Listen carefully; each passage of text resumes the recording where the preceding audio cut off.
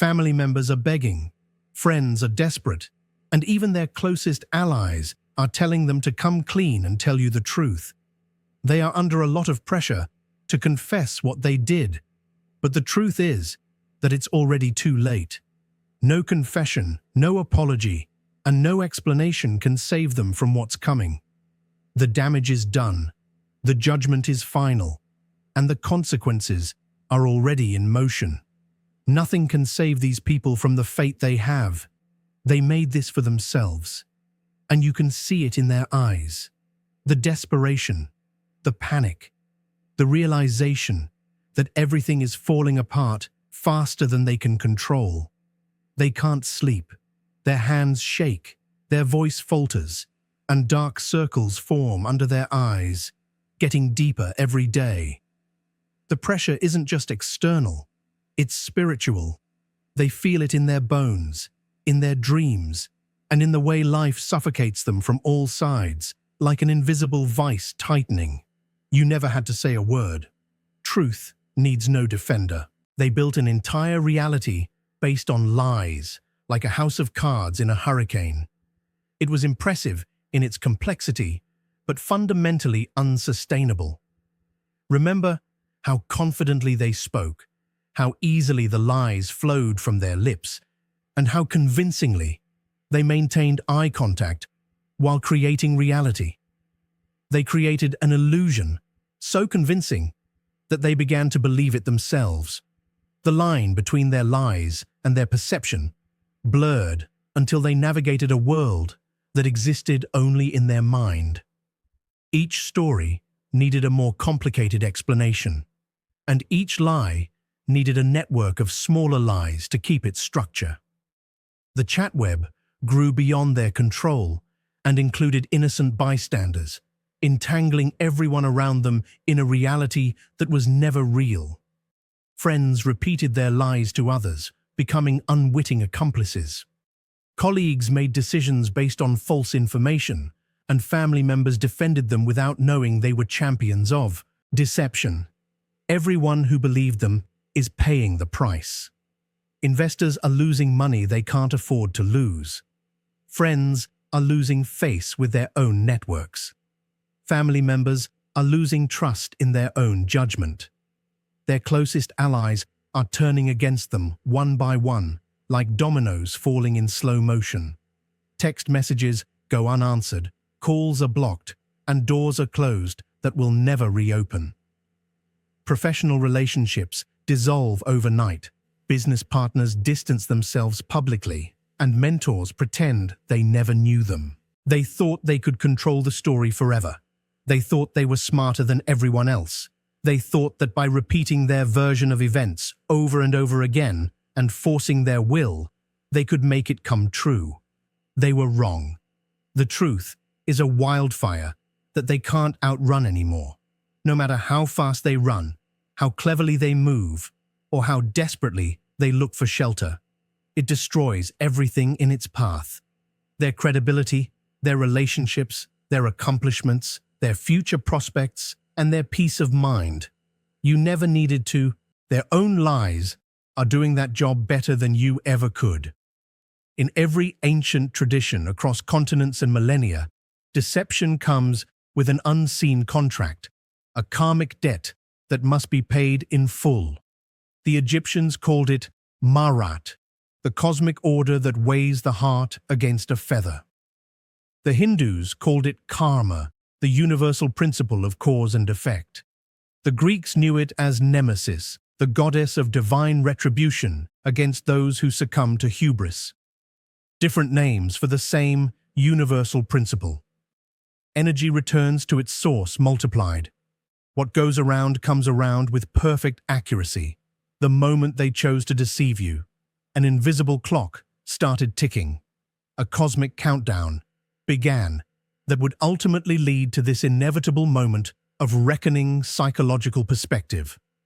Studies show that chronic lying rewires the brain's neural pathways, making people increasingly self-destructive as they struggle to maintain their false reality. The constant vigilance required to remember which lies They told to whom?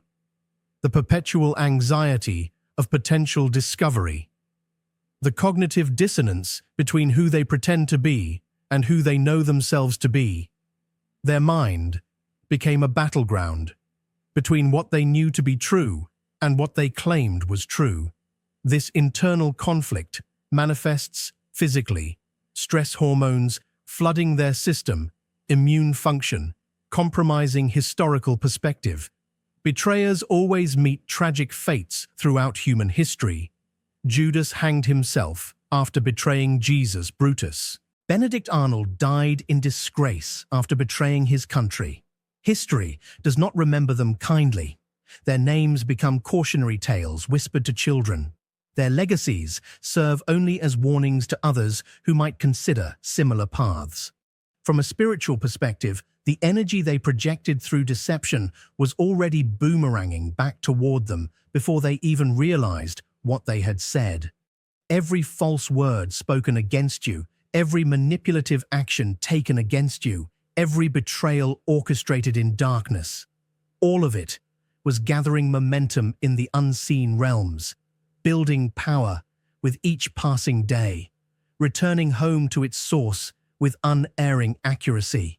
You didn't curse them, you didn't have to. You didn't wish ill upon them, you didn't need to. They cursed themselves the moment they chose deception over truth. They damned their own future the instant they decided you were an acceptable sacrifice for their advancement. Every action taken to hurt you, every betrayal planned in secret, all of it is gathering strength in the unseen realms, gaining power with each passing day, returning home to its source with unerring accuracy. You didn't curse them. You didn't have to. You didn't wish them ill. You didn't need to. They cursed themselves the moment they chose deception over truth. They damned their own future the moment they decided you were an acceptable sacrifice for their advancement. A warrior in the Mahabharata begged for forgiveness on the battlefield, but Krishna told him the arrow had already been shot, and the consequences were already happening. They see it clearly now that it is too late to matter. The damage they have done, the lives they have affected, and the trust they have broken. They are consumed by regret, and in quiet moments they write apologies they never send, rehearse explanations no one wants to hear, and imagine conversations of reconciliation that will never happen. They defend their case to an empty automobile as they drive alone in the past and lie awake at 3 a.m. They rewrite history in their minds, taking different paths at important times. They reach out tentatively, testing the waters, hoping for mercy. They haven't earned forgiveness, and they don't deserve it. But mercy needs timing and sincerity. Before discovery, they need to feel real remorse before consequences come knocking. Forgiveness might be divine, but it isn't owed. Reconciliation might be possible, but it isn't guaranteed. Second chances might be possible, but they aren't guaranteed. Might exist, but they aren't distributed equally. They had countless chances to fix this before it reached this point of no return, small moments of clarity. They ignored brief windows of opportunity.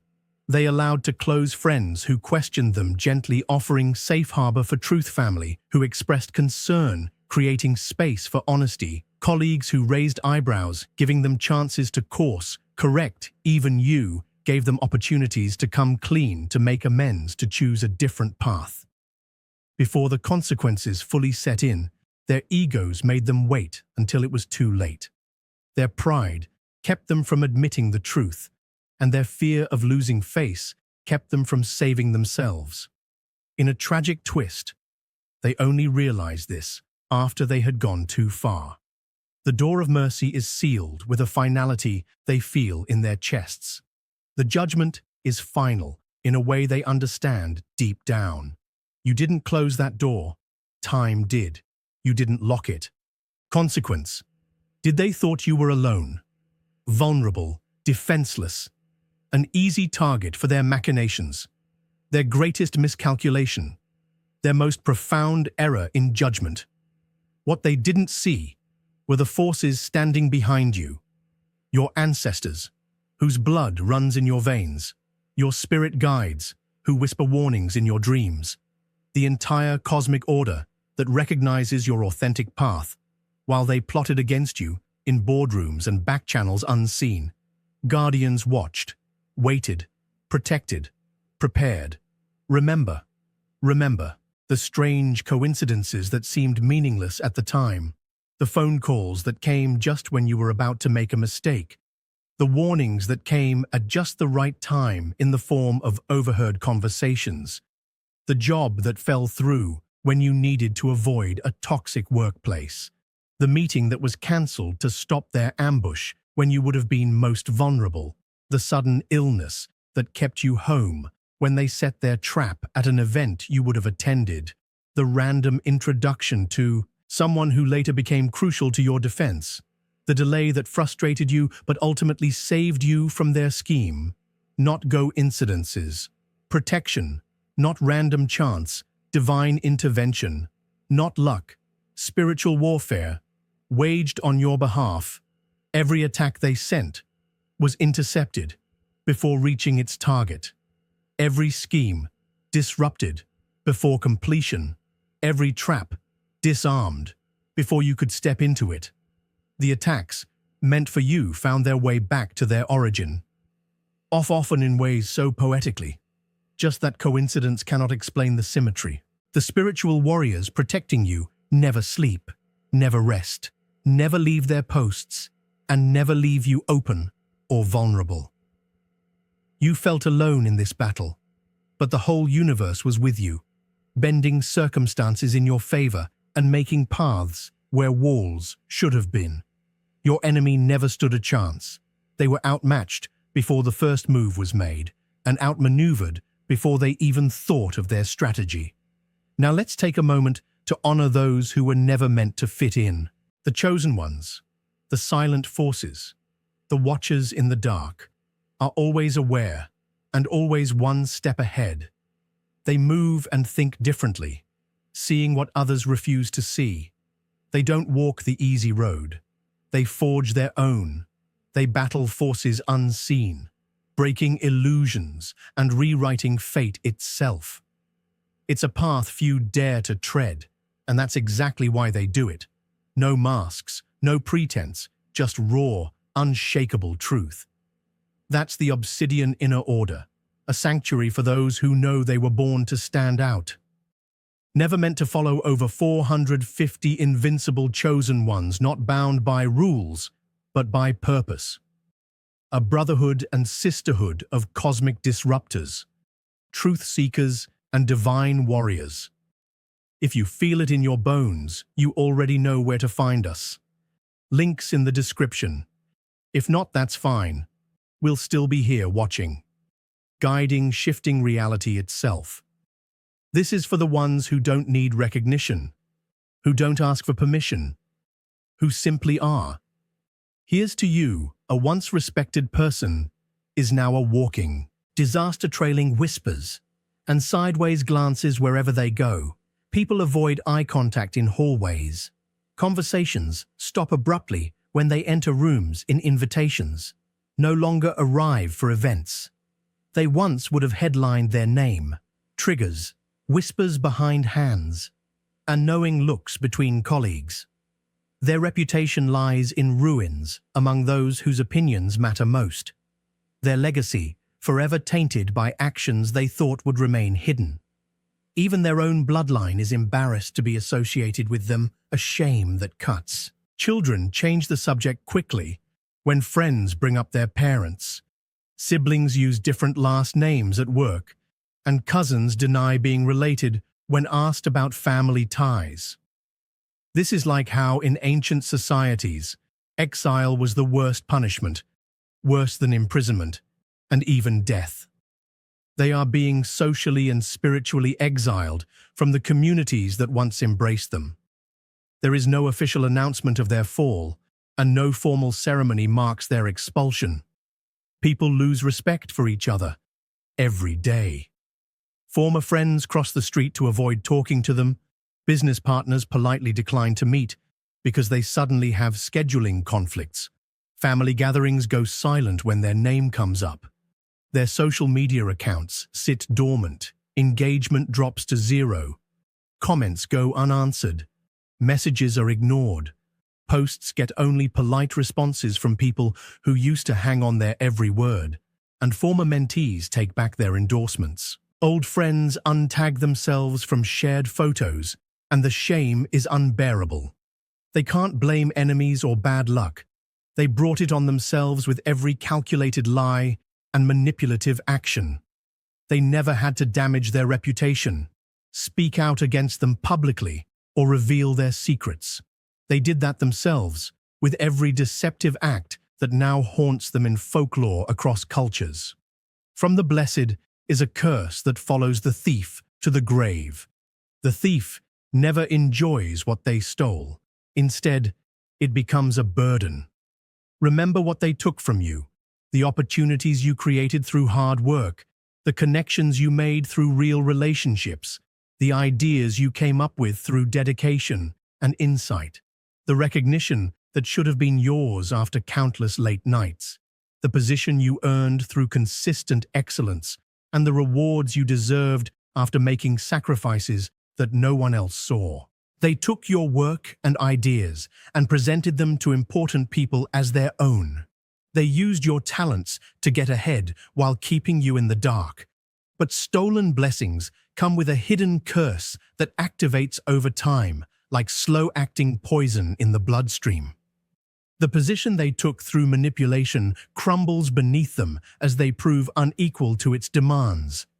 The promotion brings responsibilities they can't handle without the skills they pretended to have, and the money slips through their fingers, never bringing the satisfaction or security they sought.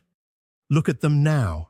Everything gained through deception turns to ash in their hands, dissolving just as they reach for it. They had a choice at a crucial crossroads: stand by you or betray you, support your journey or sabotage your path. The moment of decision came wrapped in ordinary circumstances. You trusted them, completely believed in them, without reservation. Shared vulnerable truths and strategic advantages they looked you in. They made their choice with cold calculation, disguised as warm concern, like Esau selling his birthright for a bowl of soup in the Bible. They traded something priceless for something pathetically temporary, a promotion that added a title to their email signature, a social connection with someone who would forget their name within months, a moment of approval from people who never really valued them. The betrayal blindsided you with its surgical precision. The pain cut deeper than physical wounds ever could. You couldn't believe it for months as you put reality back together. You went over every conversation looking for missed clues, questioned every interaction looking for missed warnings, and doubted your own judgment, wondering how you could have been so wrong about someone. But time revealed the truth with crystal clarity, as it always does. The betrayal brought nothing of lasting value. The alliance they formed against you fell apart once you were no longer useful as a common enemy. The weight of incompetence and karma. The people they impressed with their betrayal have abandoned them for newer pawns, fresher allies, more useful tools, just like Esau in the ancient tale when they realized their mistake. The magnitude of what they traded away, it was too late to reverse the transaction. The birthright of your trust, once sold, cannot be repurchased at any price. The inheritance of your loyalty, once traded, cannot be reclaimed through any means. You didn't destroy their future. You didn't sabotage their success. They willingly gave up their future in a marketplace where redemption is not available and all sales are final. Some will face human law, some will face divine law, and some will face both at the same time as the visible and invisible realms of justice converge on their reality. The legal system moves slowly, but it moves with the inevitability of continental drift.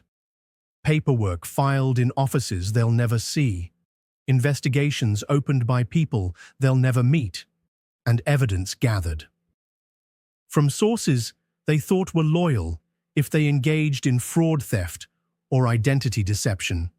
They're already under investigation, though they may not yet realize the extent of their exposure. The calls from unknown numbers, they initially ignore the certified letters they refuse to open returning to sender. The visits from officials, they pretend not to be home for peeing through blinds. The system is methodical, patient, relentless, unconcerned with their excuses or justifications. Bank records don't lie. Paper trails don't fade, and digital footprints don't go away. Witnesses eventually talk when they feel pressured or guilty. For others, their punishment isn't jail. It's being stuck in their own minds, plagued by what they've done and tortured by their own consciousness, like lying up at 3 a.m., repeating their deeds, the panic attacks that happen when they meet someone in a store who looks like you, and the fact that they can't look in mirrors without seeing what they've become. Their conscience has become their jailer, more vigilant than any human watcher. Their memory is the evidence against them, more detailed than any court transcript. Every spiritual tradition talks about judgment not as punishment, but as balance restored, not as punishment, but as harmony re-established. You didn't need to report them or seek justice through official channels. Justice was already on its way the moment they chose to harm you, moving toward them with unerring precision. Guilt isolates more. Shame separates people more completely than prison walls.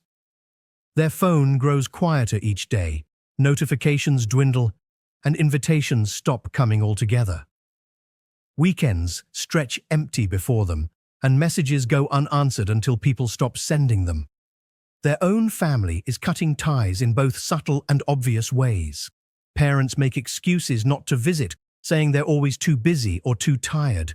Siblings cancel holiday plans at the last minute with thin explanations. Children grow distant, calls become shorter, and, when Rara's friends reach out, they find reasons to be busy. Colleagues eat lunch at different times to avoid sharing tables. Neighbors no longer wave from their driveways or stop to talk at mailboxes. The isolation happens in stages. First, the awkwardness of conversations that don't flow naturally. Then, the polite excuses and rain checks that never happen. And finally, the complete withdrawal, as if they've become invisible. As Isaiah says, "No weapon formed against you shall prosper." 54:17. There was a reason their attacks failed. They planned carefully, but their schemes backfired. They set traps that only caught themselves. They prepared carefully, but what was meant for you was already written in a script they couldn't edit. No one can stop it, steal it, or delay it. Beyond its appointed time, the opportunities that seemed lost when they interfered returned in better forms when the timing was right. The doors they slammed shut reopened with greater possibilities behind them when you were. The lies and manipulation they used to cut off your connections were replaced by stronger alliances with people of real character. The position they stole from you through deception prepared you for a bigger role you wouldn't have been ready for otherwise. The resources they stole from you through their schemes eventually reached you through unexpected channels, often with more value. The recognition they blocked eventually found you through advocates. They couldn't silence every attack against you, which only made you stronger. Favor with forces they cannot see. Every betrayal only expanded your power in realms. They cannot access every obstacle they created, only strengthen muscles you needed for your actual journey.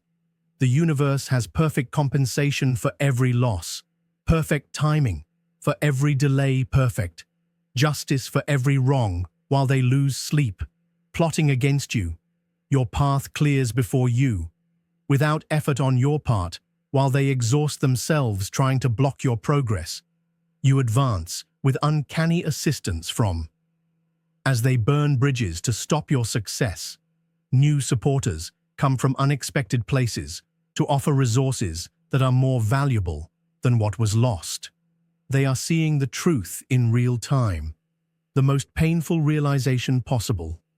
They were never strong enough to stop your destiny or change your path.